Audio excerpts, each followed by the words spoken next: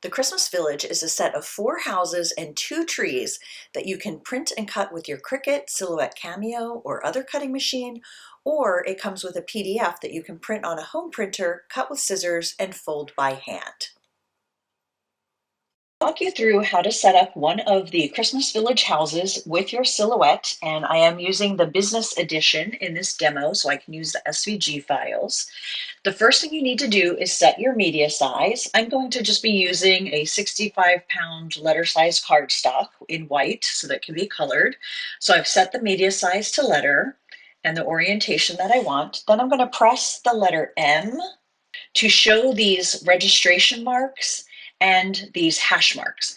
Now the registration marks will print on your paper, and that is how your machine is going to be able to read to know exactly where your printed image is and where to cut. These hash marks mean keep your stuff out of this area, because if you were to put an image up in here, it's not going to cut there. So everything needs to stay within these red bounds and not where these hash marks are. So what I normally like to do is I just keep my images on my computer, and then I just drag them onto the board when I want to use them. So I'm going to grab this one.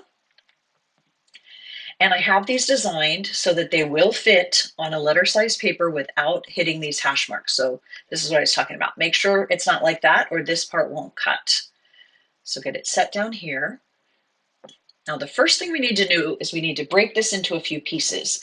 So you're going to select the group, then right click and choose ungroup.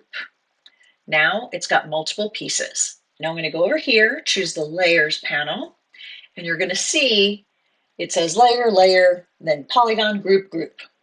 So the polygon is going to be what is printed, but we need to get 3 top level folders so that we know what's what when we go to send it. So we're going to choose the plus. We're going to create a new top layer level. So basically a folder right under the Silhouette. And I'm going to double click and I'm going to say print. You want to label these for when we choose send so that, again, you know what's what. And then if you click the eyeball to hide it, you're just going to double check, okay, we put the printed design into that layer. Now I'm going to choose plus again. And then I'm just going to drag one of these groups up here. I'm not sure exactly what it is yet, but when I click on the eyeball to hide it, I can tell, okay, this is my cut lines. The score lines are going to be red and the cut lines are black. So now I'm going to double click that and I'm going to choose cut. And then this one, I'm going to say score. And then I'm going to drag this group to be directly under. We don't need an extra layer of level of layers. So I'm going to delete that. So now we have our design with 3 main folders: cut, print, and score. And I'm going to put cut on the bottom. Okay, now the first thing you're going to do is you're going to hide, score, and cut. And then you're going to print, and you're going to send it to your printer with whatever presets you want, well, black and white. And then I use a photo matte paper, and I don't feel like you have to use best quality. Normal looks really good. So I'm going to do that, choose print, and let that go to my printer. Okay, so now that that is printed, we're going to come back to our Silhouette. We're going to hide the print layer, and we're going to show the score lines, those red score lines, and the cut lines. And then we're going to choose send. If this was simply a cut project, you could stay right here under simple, but because we need it to do 2 different things, you're going to go up here and choose layer. And this is where it was important that we label each of the layers that we created. So we're going to untick print because we have already printed. And this always defaults to a cut action. So we're going to go to the score layer and we're going to change that from cut to score. Once that's changed, we need to go down here, double check that you're on the score layer, that it says score, and this is really important. Have it set to the cardstock. 15 force is basically going to cut through this. So you're going to turn this down to 1 and change the force to 1. That is going to give you the perfect pressure for these to fold but not break. And then the cut you can leave just the way it is. And then I always make sure that the score is above the cut because I want my machine to score first and then cut.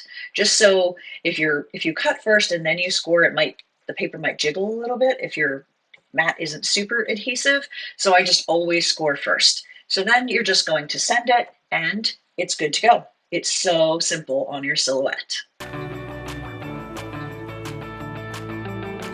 So let me show you how easy these are to put together.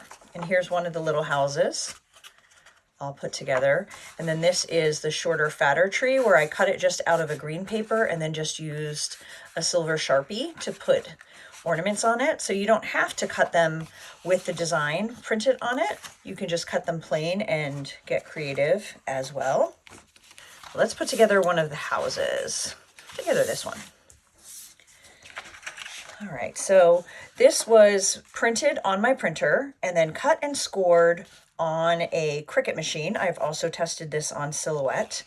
So basically what you're going to do is you're going to go through and you're going to fold all of the score lines before you do anything else. And they all go away from the coloring except for the chimney. The chimney you want to fold towards the coloring because as you'll see on this one, when you put it together, it's going to stick up. And so those two chimney pieces are going to glue together like that. Whereas all the other tabs are going to go inside the house to hold it together. So now we need to put adhesive on all of these little tabs. Now you can use whatever your favorite is, glue stick, dot adhesive. I did try that, but it wasn't sticking very well. I think I need to try a new brand. So I'm just going to go with my tried and true tacky glue. And you're just going to put a teeny bit on each tab. You don't want it to get too wet or it will warp. And you really just don't need a lot to stick this together. So I do all the tabs that are going to go on the inside. And then I'm just going to start folding it together. So this is the bottom. So we're going to try not to get glue on my hands. So I'm going to take this and you're going to be lining up these edges. So you're lining up the bottom edge and just kind of squeeze. You'll see the tab is on the inside. And then I'm going, oh, didn't get any glue on that one, really. I'm just going to do that side. Now it gets a little bit trickier as you're putting your house together because you can't get your fingers in there. But for the first few, we can. Now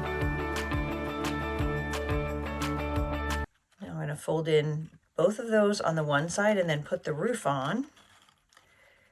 And then as I am pressing that together, I just want to make sure the edges are lined up, the fold edge and the cut edge there. And do the same thing on this side. Now this one is going to be a little harder to actually press both sides of that paper. And now all I need is just a little dot of glue on one side of that chimney. And now I'm just going to let it dry. So there's the front of the house. We have Santa sneaking in the chimney and ho, ho, ho on the back of the house.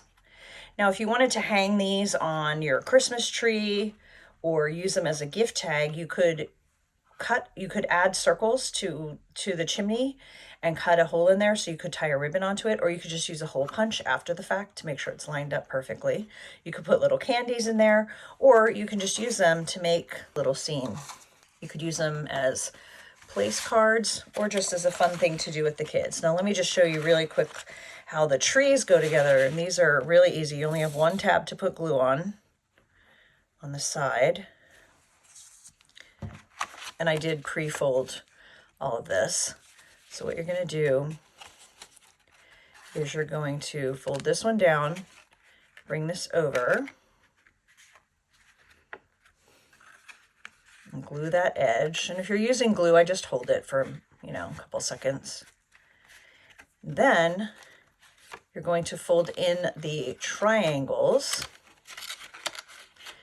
Then the plain square, and that has a little notch in it that you can tuck that into, and you have a tree.